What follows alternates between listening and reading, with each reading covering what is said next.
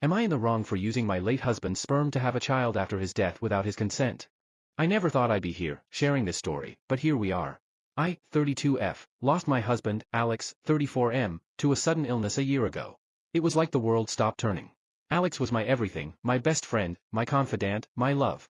We had talked about having kids, but life, with its cruel timing, took him away before we could make it happen.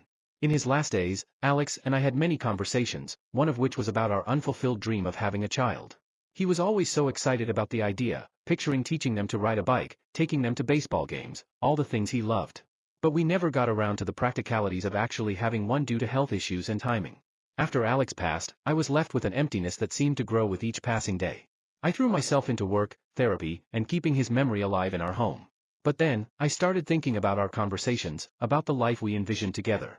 I remembered he had once donated sperm for a medical procedure years before we met, for a research project.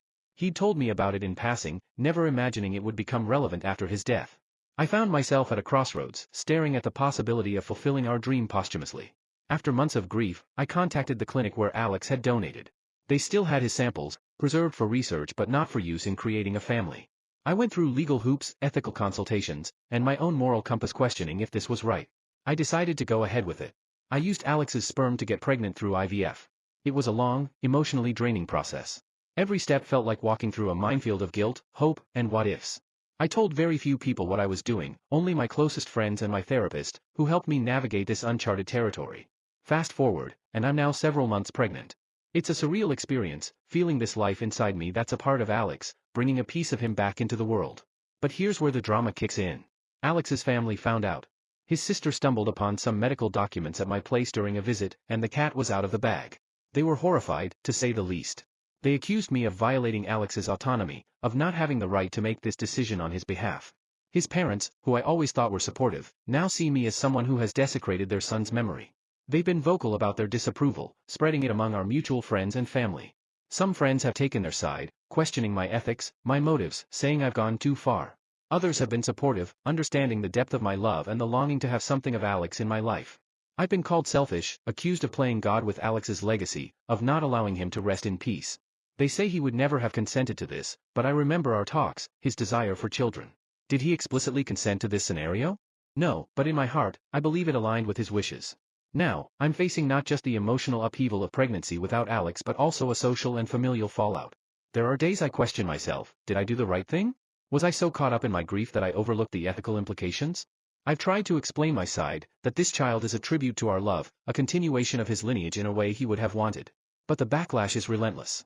I've been to more therapy sessions than I can count, trying to reconcile my actions with the reality of my situation. The legal aspect has been a nightmare too. There are questions about guardianship, inheritance rights, and the moral debate over posthumous reproduction that's being discussed in circles beyond my family. I've been looking into forums, support groups for widows and widowers who've taken similar paths. There are stories out there, but none quite like mine. Some praise the courage, others warn of the pain it might bring to the child, knowing their father never knew them. This baby is due in a few months, and while I'm excited, I'm also terrified. Terrified of raising this child alone, of the questions they might have about their father, of the judgment I'll face from society, from Alex's family. I've started to wonder if I've set this child up for a complicated life, one where they're the center of a moral debate from the start. So, Reddit, am I in the wrong for using my late husband's sperm to have a child after his death without his explicit consent?